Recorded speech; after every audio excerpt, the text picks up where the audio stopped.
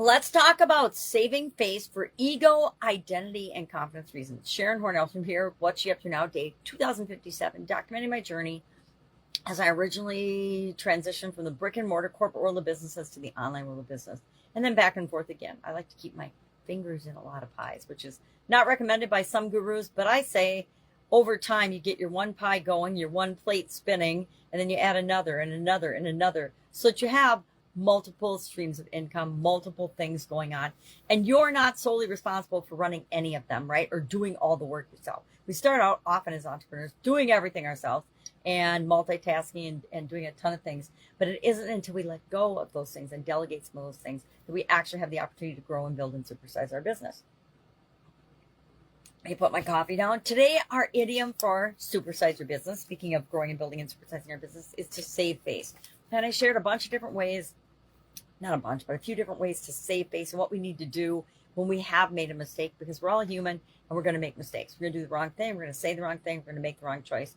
And it's how we react after we do that or get caught doing that, more likely. What do we do? What do we say? How do we fix it? How do we make it right, etc.? And then I talked about and shared 7 different ways and 7 different things we really want to pay attention to when it comes to our identity, our brand, our online presence, and our offline presence, right? Our brand, our personality, who we really are, needs to shine through and come through as we're building and growing and supersizing our business. In my humble opinion, you don't have to do it that way, but I think that our core values, what's important to us, are why we are creating and wanting to build and grow and supersize our business anyway. So why would we not spread that out and have that be the message and attract the people that we're really here to serve and make the world a better place? So saving face, it's a relatively new idiom, and it's from a Chinese word for face, which you can't pronounce or write, of course, because Chinese is a very difficult language for me speaking English.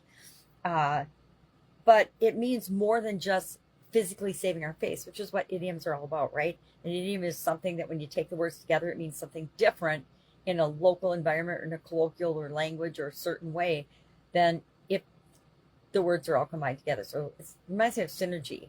And I think that's why I like idioms so much, is taken together, they mean something totally different and can be much more powerful in conveying a message than if you take each of the words individually. So save face is more than just literally saving our face. You know, say you get a pimple or a burn or sunburn or something on your face. How do you save and preserve your face? Well, different lotions and different strategies and different techniques, etc.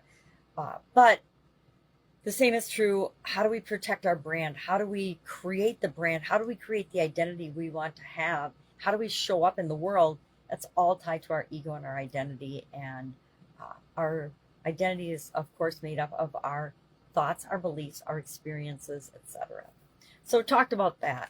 Brand new week, fall. It's definitely feeling like fall these days. Been down to the 60s and 70s where I live, which is pretty cool, even for us. Well, that's not even cool for us. We get down to like 50 below wind chill. So what am I talking about? It is, but it's starting to feel cooler and crisp. We had some really, really hot weather last week and part of the week before. And so it's actually really refreshing and nice to have some mellower weather to go out and experience.